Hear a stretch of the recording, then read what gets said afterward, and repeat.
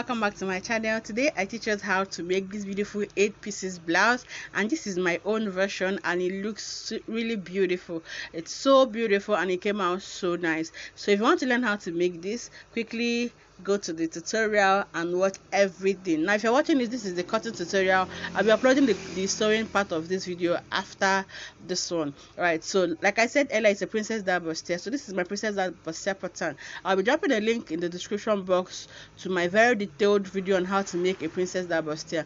Now this one, from the shoulder to the length, is my actual blouse length. Okay, this is not for the half length, this is a full blouse now. Alright, so make sure you get the video of how to make a princess dye bustier and watch it thoroughly for you to understand how I made this pattern. Okay, so that we don't waste too much time here. So I'm cutting down my princess dye bustier pattern, and this will aid me make my 8 pieces blouse or even your 6 pieces blouse, depending on the one you want to make. All right, so I left 2 inches for the hemming allowance. Okay, and if you're making a 6 pieces blouse, this would be on fold. The center front will be on fold, and you have 2 pieces of the side front. Okay, that will be 3 pieces in front and 3 pieces at the back. Okay, but now we are making an 8 pieces, so we'll be slashing the center front. Now if you look at this tutorial, this picture closely, you'd see that the center front has a different material. So I'm taking a 1.5 inches from the center front, okay, so that I would add a different fabric or material to it, okay, to give it that beautiful illusion that it has at the center front. So I'll be cutting this out. This is 1.5 inches, okay. So I'll be cutting it out and we'll keep it aside because we'll be needing it when we are cutting the main fabric that we'll be using for this. So it's 1.5 inches. So this now is my center front. Remember, we'll have a separate fabric that will be adding to it. Right, so I'm tracing out the hemming allowance. Okay, so from the side I'll mark 5 inches. Okay, I'll mark 5 inches, then connect it in a slanted line to the half length. Okay, so this would be the flare for the 8 pieces blouse. Okay, so this is how it will flare out. Then before I cut this, I'm going to make sure I fold in my hemming allowance, okay, before cutting. So what I'll do is just cut through that side, go upwards, then fold in my hemming allowance. Okay, this is optional. Okay, you can decide to do it or not, but I just like to do it. Okay, so I'll just cut there, follow the shape of my pattern. All my allowances have been added to the pattern, so you just need to flare it out from the half length, okay, with 5 inches, both for the center front, the side back, or the center back. All right, so having cut that out, this becomes our center front. Okay, and now open it up. Remember, it's 8 pieces, so we'll be having 4 pieces in front and 4 pieces at the back. Okay, or 4 panels in front and 4 panels at the back. All right, so this becomes the true center front, or the center front. Right, so this is it. Remember, I said I had to cut out 1.5 inches so that we'll make a different fabric to attach to it. Okay, so I'll show us how to cut that strip of fabric for the 1.5 inches we took out. Now remember that we took out 1.5 inches. Okay, so I'm going to be making one. First, we need zip allowance in front. This tutorial or this blouse has zip in front, so 2 inches for the zip allowance in front, the 1.5 inches that we took out, plus half inch that we used to attach it to the pattern or to the dress. Okay, so that's 4 inches. 2 inches zip allowance, and 2 inches to attach to the pattern. Right, so that's it. So I'll be cutting out 4 inches, and the length of this fabric would be the length of my blouse. Okay, you can actually retrace or reshape your neckline afterwards, or when you're done sewing. Okay, or at the point when you want to attach your collar, you can now reshape your neckline.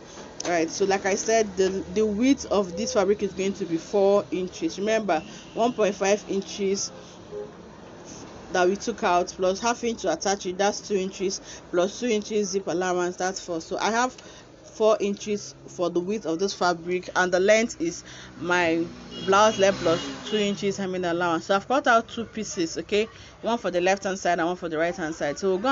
Okay, so for the side front, I've placed it on the fabric and I left 5 inches before it and 5 inches afterwards. So I'm marking 5 inches on the 2 sides, 5 inches before the side front and after the side front. Okay, so I also mark out my hemming allowance, and this is because I want to fold it in, so I want to make sure that I highlight my hemming allowance. And like I said earlier, this is optional. So what I'll do is just go and make a slant line from the half length to the length of the blouse.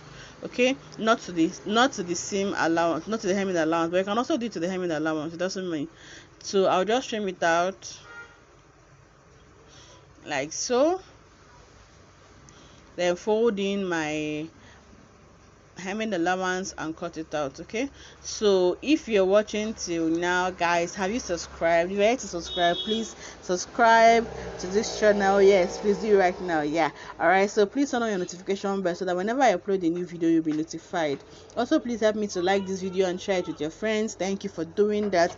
All right, so this is my side front, the 2 pieces. Okay, so afterwards, this is what I have for the front, the 2 center front, the different fabric that I'll use to make up the center front, and the 2 side front. So that is it for the front. Now for the back, I've also drafted my basic bodice, and the back also has a princess dart at the back. All right, so I'll just explain how to go about your princess dart. Now from the center back, I have 1 inch allowance. Okay, and this is not for the zip, okay, because there's no zip at the back.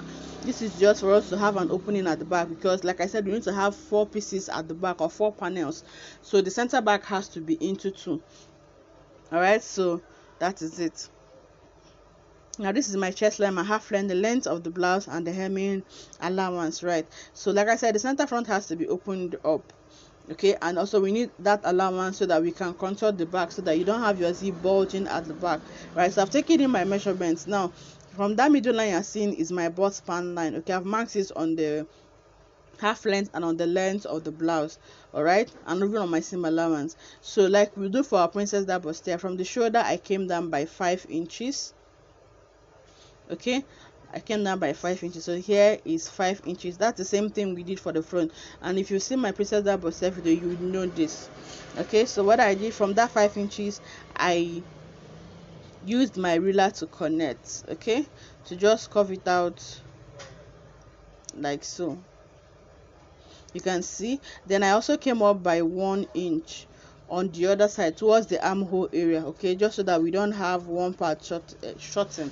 Now on the half length, I took a dart of 1/2 inch on both sides. I also did it on the length of the blouse and on the hemming allowance. Okay, so I connected my dart to the chest line, then use my ruler to make a slant line. Okay, so that's it. Then I've marked quarter of my bust measurement plus 3 inches, quarter of my waist measurement plus 3 inches, then plus 4 inches rather. Okay, because we need to add the 1 inch for the dart allowance. Okay, so whatever I have on the half length, I also made the same thing on the length of the blouse and on the hemming allowance. Then use my curve ruler to define the armhole, and that is it. Now the neckline is the same for the front, 3 inches, but the neck width is 3 inches, the depth is 1 inch. Right, so on the half length, I'm going to come in by 1/2 inch, and like I said, I need to contour the back so that we don't have the zip bulging at the back. All right, so I'll make a mark at 1/2 inch on the half length, then I'll connect that 1/2 inch line to the chest line like so. Then I'll still connect the same line to the length of the blouse. Okay, like so. So what we're doing is to contour the back. All right, the back is not straight. The human body at the back is not straight, it's a bit slanted, so you need to slant it that way, or else you have your zip bulging you have the back area bulging. All right, so if this was a dress that had a zip at the back, you need to do this so that the zipper area will not bulge. But even while this doesn't have a zip at the back, you also need to do this so that you will have a puffiness at the back. Right, so coming in by 1/2 inch here, what I'll do is to mark 1/2 inch afterwards. Okay, because we need to join this. Okay, so I'm marking 1/2 inch for the joining allowance like so, and I'll also follow the same shape. Okay, I'll add 1/2 inch to it all the way from the top to the lower part, just adding 1/2 inch to it. Okay, so like I said, this will have an opening, so this 1/2 inch is the allowance to join the center back. Right, so remember we came in by 1/2 inch, so we need to replace that 1/2 inch back on the half length. So I'm marking the 1/2 inch right here. Okay, that 1/2 inch is just for contouring, so I'm going to replace it, because anything you take out you need to replace. So that's what I've done now. I've replaced it and I've marked it to the lower parts like so. So that is it. This is how to contour the back so that you don't have a puffiness or a bulge around there. All right, so I went in by 1/2 inch, then I also marked 1/2 inch to it. Okay, and that is the seam allowance to join the center front. I've said this, the center back, I've said this before. All right, so what we'll just do is go ahead and cut it out. Right, so this is it.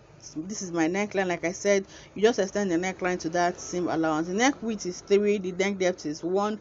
For the front, the neck width is 3 and the neck depth is 3. Okay, but you can, make whatever suits your preference. You can do 4x4 if you're a plus size, okay, or you can just reshape your neckline when you're done coupling these pieces together. All right, so we cut the pattern so that we can go ahead and place on our fabric and transfer the pattern to our fabric and add our flare for the 8 pieces blouse. So this is the center back. So we need to have 4 pieces at the back. Okay, so that's it. So this is my side back. I've placed it on this fabric. Okay, so like I did for the other side, I'll just mark 5 inches to the 2 sides, towards the 2 sides. Okay, then connect from the half length to that 5 inches. All right, so it's pretty easy. Once you just get to know how to do it, it's pretty easy. So 5 inches here will connect to the half length, like so. I'll do the same thing to the other side. 5 inches, I'll connect to the half length. That's it, and we are done. So what I'll do is just fold in my hemming allowance, okay, and cut. All right, so this is it. You just follow the exact shape of the fabric or the pattern, but just flare it out from the half length. Now this is the center back. Okay, I've also placed it so from this side, not the center back, not the part that has the joining. Okay, that's not where you'll be adding your flare. Towards the part that would make up for the side front, to add 5 inches, then connect to the half length. Okay, then towards the center back, some people like to add an allowance there or some flare. You can just do like 2 inches, but it's not really optional. Okay, some people just do like 2 inches just to flare it out, but please, this is optional.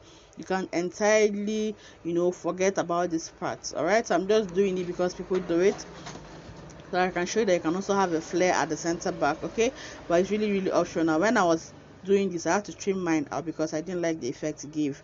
All right, so this is the center back, the 2 pieces. All right, so what I'll go do is to go use this is my hair stay. So I'll use my hair stay to stabilize the fabric, okay, on all the pieces. Okay, I'll use my hair stay on the fabric, on the main fabric. Okay, then you can use a thick lining. Like I use cotton lining, I use sweet lining, okay, for mine.